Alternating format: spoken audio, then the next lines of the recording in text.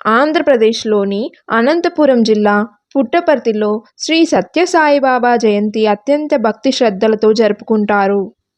2024లో శ్రీ సత్యసాయిబాబా జయంతి November 23న, ఆయన మహాసమాధి తర్వాత 14వ జయంతి.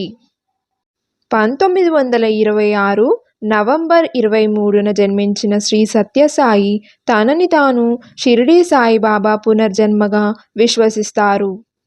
April 24, 2011న స్వర్గలోకానికి చేరుకున్నారు. పుట్టపర్తిలో వేణుగోపాలస్వామి రథోత్సవంతో సత్యసాయి జయంతి ఉత్సవాలు ప్రారంభమయ్యాయి. వేడుకలు 7 రోజుల పాటు జరుగుతాయి కాబట్టి దీనిని జయంతి ఉత్సవాలు అని కూడా పిలుస్తారు.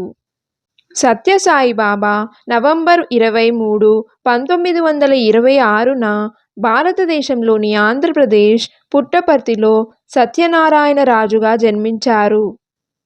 ప్రేమ, శాంతి మరియు నిస్వార్థ సేవపై తన బోధనలకు ప్రసిద్ధి చెందిన గౌరవనీయమైన ఆధ్యాత్మిక నాయకుడు మరియు పరోపకారి. అతను 14 సంవత్సరాల వయసులో షిరిడీ సాయిబాబా యొక్క పునర్జన్మగా ప్రకటించుకున్నాడు మరియు అతని ప్రసిద్ధ ఆధ్యాత్మిక శక్తులు మరియు నయం చేయగల సామర్థ్యం కారణంగా అనుచరులను ఆకర్షించడం ప్రారంభించాడు. ప్రారంభ జీవితం మరియు ఆధ్యాత్మిక మేల్కొలుపు. శ్రీ సత్యసాయిబాబా యొక్క ప్రారంభ జీవితం అసాధారణమైన ఆధ్యాత్మిక అభిరుచులతో గుర్తించబడింది. అతడు చిన్న వయసు నుండి వస్తువులను భౌతికీకరించడం మరియు గ్రంథాల యొక్క లోతైన జ్ఞానాన్ని ప్రదర్శించడం వంటి అద్భుత సామర్థ్యాలను ప్రదర్శించాడు.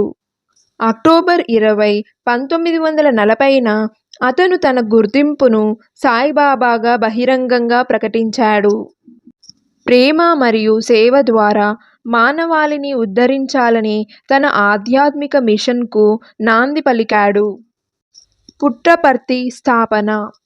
శ్రీ సత్యసాయిబాబా వారి మార్గదర్శకత్వంలో పుట్టపర్తి ఒక చిన్న గ్రామం నుండి ఒక ముఖ్యమైన ఆధ్యాత్మిక కేంద్రంగా రూపాంతరం చెందింది.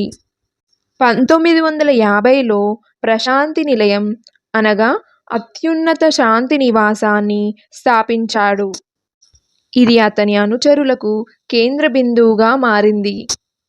ఆశ్రమంలో ఆసుపత్రులు, విద్యా సంస్థలు మరియు మ్యూజియంలు ఆయన బోధనలు మరియు వారసత్వానికి అంకితం చేయబడ్డాయి. ముఖ్య సహకార్యాలు: హెల్త్ కేర్ ఇనిషియేటివ్లు. 1954లో శ్రీ సత్యసాయిబాబా వారు పుట్టపర్తిలో ఒక ఉచిత జనరల్ హాస్పిటల్ను స్థాపించారు. తరువాత సంవత్సరాలలో ఒక సూపర్ స్పెషాలిటీ హాస్పిటల్ను స్థాపించారు. వారి సామాజిక ఆర్థిక స్థితితో సంబంధం లేకుండా వేలాది మందికి ఆరోగ్య సంరక్షణ సేవలను అందించారు. విద్యా సంస్థలు.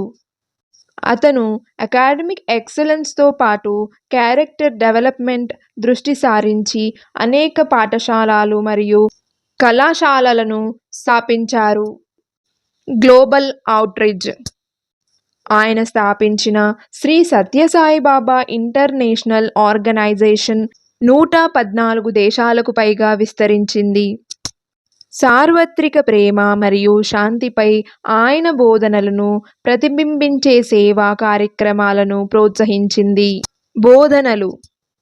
శ్రీ సత్యసాయిబాబా వారు నిస్వార్థ సేవ యొక్క ప్రాముఖ్యతను నొక్కి చెప్పారు. నిజమైన ఆధ్యాత్మికత అంటే ప్రతిఫలంగా ఏమీ ఆశించకుండా ఇతరులకు సహాయం చేయడాన్ని కలిగి ఉంటుంది.